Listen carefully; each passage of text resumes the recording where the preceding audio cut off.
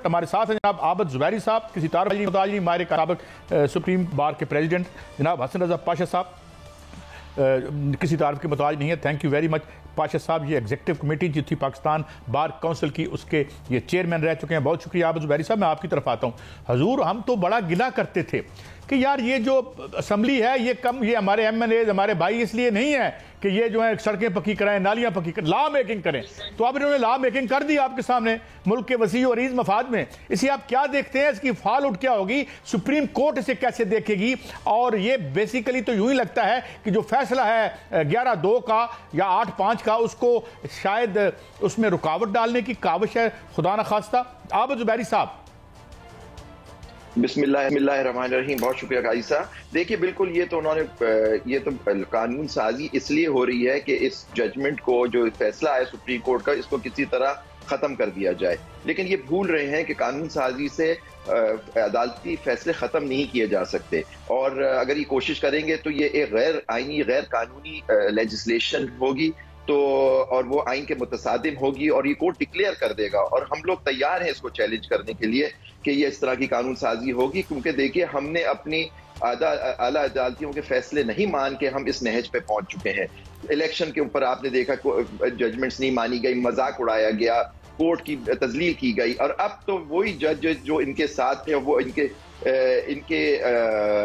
फैसले दे रहे हैं, तो अब उनको तकलीफ हो रही है, क्योंकि वो चाहते नहीं कि PTI को ने फैसला करा हुआ है कि PTI को नशिस्तें नहीं मिलेगी। कोर्ट का हुक्म मानिए, उनको नशिस्तें दीजिए, और आइन और कानून के हिसाब से आगे चलिए। लेकिन इस तरह से देखिए, मुकन्नना के पास बिल्कुल हक होता है वैलिडेशन का, कि कोई जो सुप्रीम कोर्ट कोई उसको आइडेंटिफाई करती है कि इस कानून में ये सुखम है, ये आइन से मुतसादिम है, उसको निशानदही कर देती है कोर्ट। ये उसका हक है आइन के तहत। उसके बाद उन कानून की वो इस्लाह करके उसको दोबारा से वो इनेक्ट कर सकते हैं। ये तो उनको इजाजत होती है हमारे आइन और कानून के हिसाब से। लेकिन सुप्रीम कोर्ट का या किसी भी कोर्ट का फैसला वो एक कानून साजी से खत्म नहीं कर सकते। तो मैं समझता हूं कि ये जो इन्होंने कोशिश की है ये नाकाम होगी, और ये चैलेंज होगा, और इससे और देखिए हालात ही खराब होते जाएंगे। क्योंकि अगर हम कोर्ट के फैसले नहीं मानेंगे, तो आपने अभी देखा बांग्लादेश और इन जगहों में क्या हो रहा है, कि हम भी फिर उसी नहज पे पहुंच जाएंगे जहां आइन और कानून की हुक्मरानी नहीं होगी,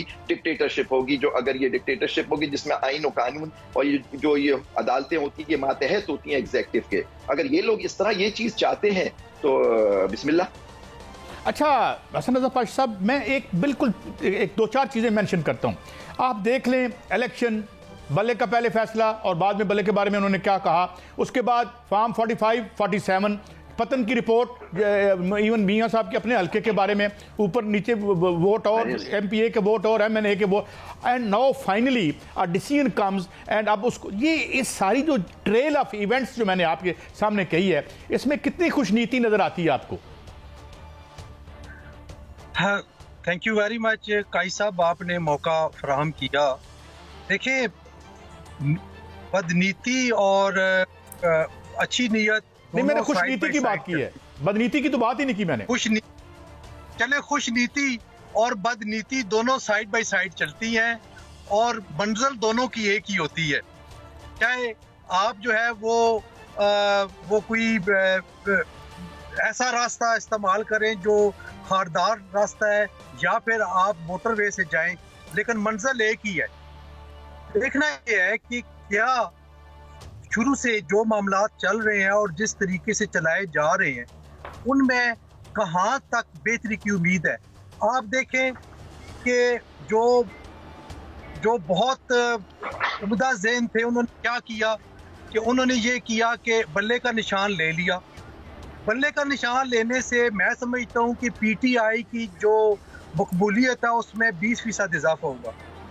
फिर इलेक्शन से एक हफ्ता पहले ऊपर तले आपने 3 मुकदमात का फैसला किया, सजाएं सुनाई गई। 20% उस वक्त उनकी बड़ी मकबूलियत जब आपने इद्दत वाले केस में फैसला सुना दिया, और ये उनको ये समझ नहीं आ रही कि जितना हम केसेस बढ़ाते जा रहे हैं, मकबूलियत में इजाफा होता जा रहा है। अब वो इतने अच्छे ज़हन साजी करने वाले लोगों से आप क्या एक्सपेक्ट करते हैं? अब रह गई बात ट्राइकॉटमी ऑफ पावर की।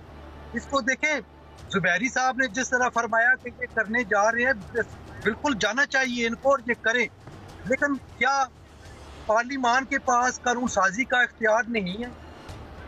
क्या अदलिया के पास सिर्फ ये इख्तियार नहीं कि उन्होंने कानून और आइन की तशरीह करनी है और आगे इंतज़ामिया ने उसकी इम्प्लीमेंटेशन करनी? बात ये है कि आप जब भी कानून साजों के जो इख्तियारात हैं वो सल्ब करने की कोशिश करते हैं तो फिर भी अनारकी फैलती है, और जब आप तशरीह करने वाली जो इदारा है उसके इख्तियारात सल्ब करते हैं तो फिर भी अनारकी पैदा होती है। इंतज़ामिया क्या करेगी? इंतज़ामिया कभी पार्लिमान को देखेगी, कभी अदलिया को देखेगी, और दोनों इतने साहिब अदारे हैं जिनके खिलाफ वो जा नहीं सकते, तो अल्टीमेटली मामला अनारकी की तरफ जाएगा। तो काई साहब, ये चीज़ें आप देखें कि क्या 20 जो 2563A वाला केस था पंजाब असेंबली वाला, कि उन लोगों 25 जो MPAs थे उनके जहन में था कि हमने फ्लोर क्रॉसिंग करनी है, आपने उनके वोट काउंट नहीं किए और डी-सीट कर दिया, और यानी पनिशमेंट आपने सुना दी, गुनाह सरजद नहीं हुआ। क्या रीराइटिंग ऑफ कॉन्स्टिट्यूशन नहीं हुई? अब दूसरी तरफ आए आज के केस में, क्या ये फैसला रीराइटिंग ऑफ द कॉन्स्टिट्यूशन नहीं है?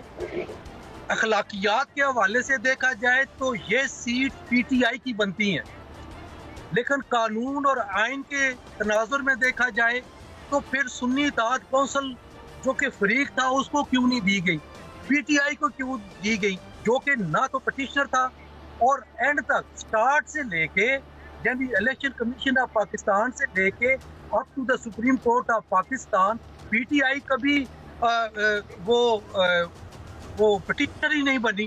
तो ये सारी चीज़ें देखना पड़ेगा। मैं समझता हूँ बतौर स्टूडेंट ऑफ लॉ कि ये दोनों फैसले सुप्रीम कोर्ट ऑफ पाकिस्तान के जो 63A का पंजाब असेंबली का फैसला है और ये जो अब फैसला है, ये दोनों रीराइट ऑफ कॉन्स्टिट्यूशन के जुमरे में आते हैं, और कोई शक नहीं है कि आर्टिकल 189 ऑफ द कॉन्स्टिट्यूशन में ये है कि तमाम इदारे सुप्रीम कोर्ट की जजमेंट पे अमल दरामद करने के पाबंद है, ये भी साइड पे है। तो देखिए ये सारी चीजें आप देखें। अच्छा, मैं इन कर लूँ, मैं माफ़ी चाहता हूँ, मैं मियाँ शाहिद साहब का तारुफ नहीं करा चुका, ब्यूरो चीफ है, हमारे प्रोग्राम का हिस्सा है। मियाँ शाहिद साहब, आप भी सवाल पूछ सकते हैं, मगर मैं एक सवाल पाशा साहब से पूछ के फिर जुबैरी साहब आप इसके बाद कीजिएगा सवाल। हसन रजा पाशा साहब, ये तो आपने ठीक कहा, लेकिन एक अरसे से हम एक चीज़ देख रहे हैं, कभी पर्सन स्पेसिफिक लॉ बनता है, कभी पार्टी स्पेसिफिक लॉ बनता है, नंबर वन। सेकंड मेरा क्वेश्चन, PTI की ये सीटें नहीं हैं by any stretch of imagination, ये मुस्लिम लीग नून और पीपल्स पार्टी की कैसे हैं जनाब हसन रजा पाशा साहब? काई साहब, लाउड एंड क्लियर बात कर रहा हूँ कि ये कोई लूट का माल नहीं है, माले गनीमत नहीं है, ये पीपल्स पार्टी और नून की या जमीयत उलमाए इस्लाम की नशिस्तें किसी तौर पर भी नहीं है। अच्छा।